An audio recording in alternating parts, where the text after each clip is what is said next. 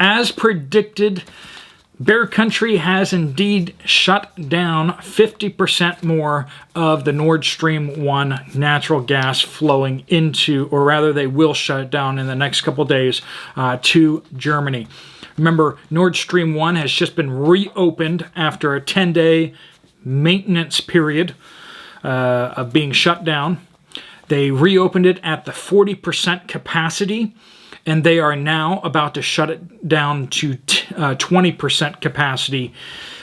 Basically, it seems like there's this game of chicken where Bear Country wants Europe and Germany to have as little natural gas in their reserves as possible going into winter.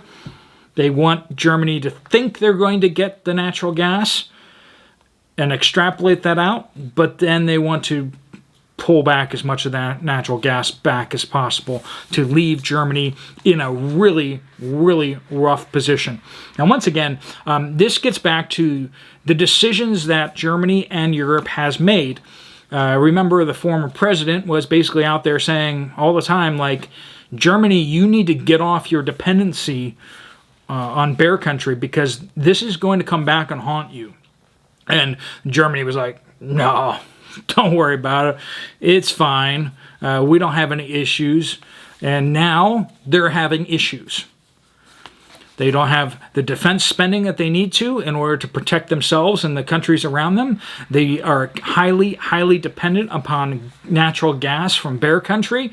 And they are really in a bad spot right now because of the bad choices they've made up to this point.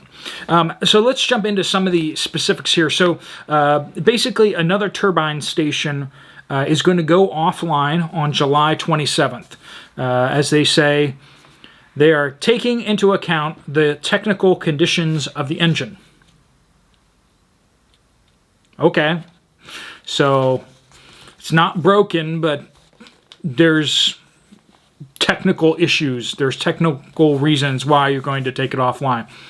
And they're going to do that the day of when they get the approval for the transport documents for the turbine that was stuck in Canada. That got shipped to Germany, but it couldn't actually go to Bear Country until they got the transport documents, and they were kind of being held up by red tape and such like that. So as soon as they get the transport documents, suddenly Bear Country comes out and says, oh, by the way, we're shutting down another one. Okay. It seems like there's this rope-a-dope game going on, right? They're pulling Germany in so that Germany won't order more natural gas from abroad, so they won't turn to other options. They won't shut down their industry. They won't start limiting and rationing natural gas because they feel like they're getting that natural gas.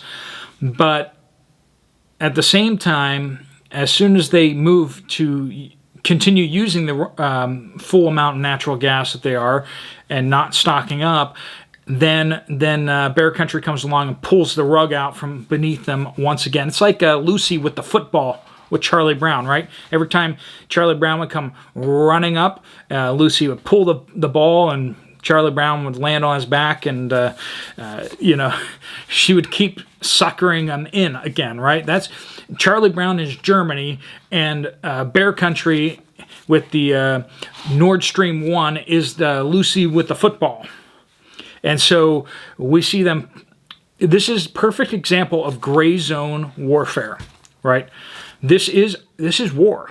This is a competition between major powers in Europe, and Bear Country is playing this masterfully where they want to inflict maximum amount of damage, but they also want to retain the plausible deniability. They want to be like, well, you can't be sure that we're playing games here because, hey, there could be an issue with the turbine.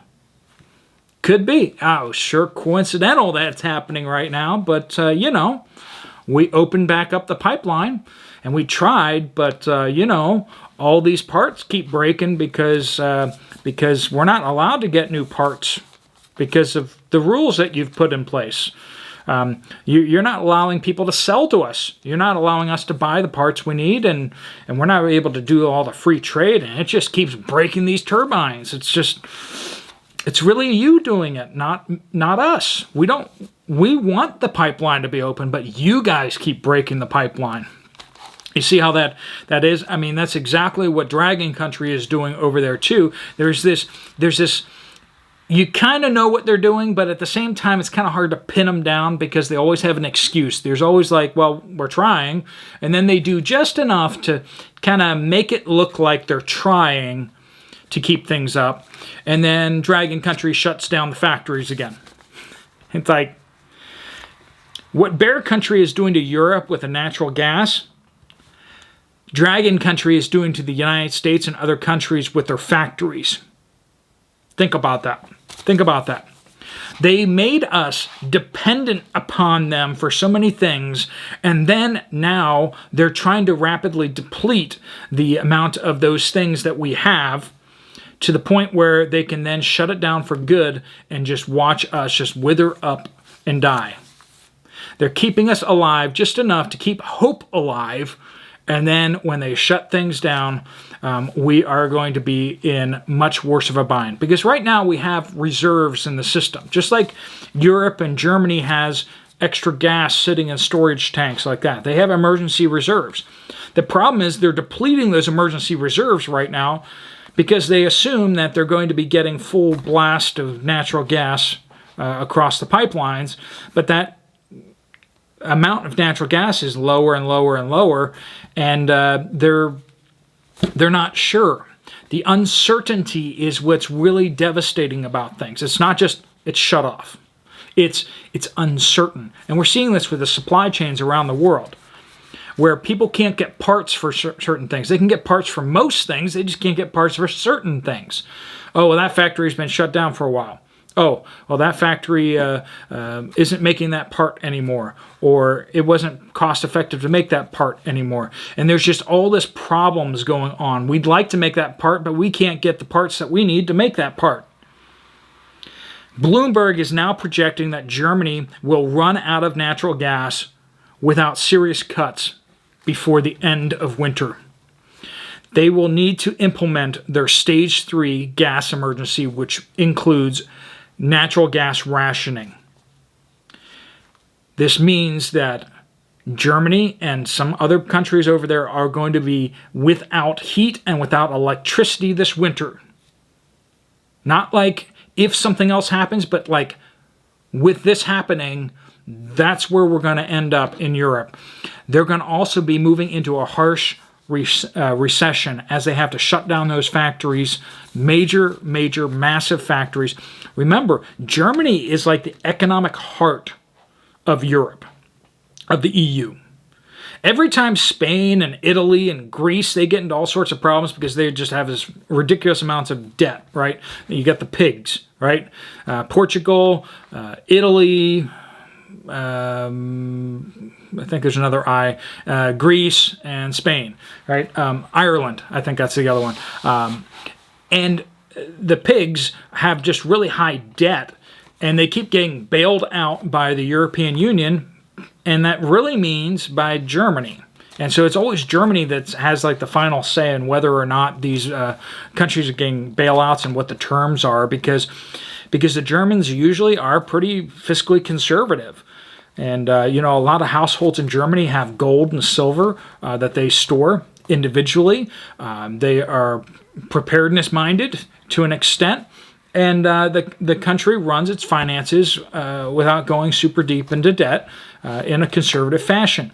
And so they are one of the they are the biggest economic powerhouse in the EU, and they are usually the ones bailing people out. So if they struggle really bad, that's going to cause real big problems across the entire European Union.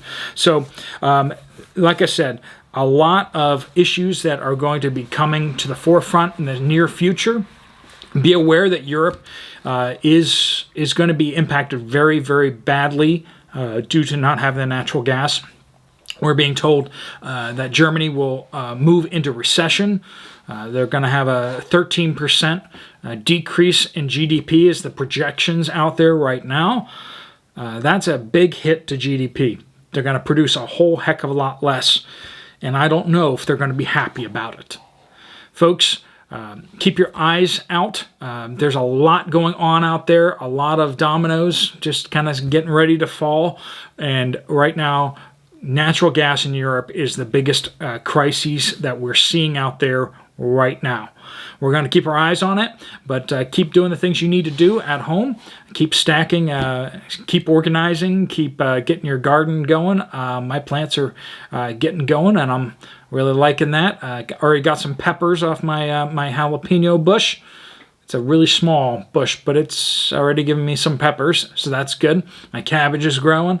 Grow what you can and keep on learning, folks. If you like this video, you might want to check out this video right here. Otherwise, I will see you later. Steve Poplar, out.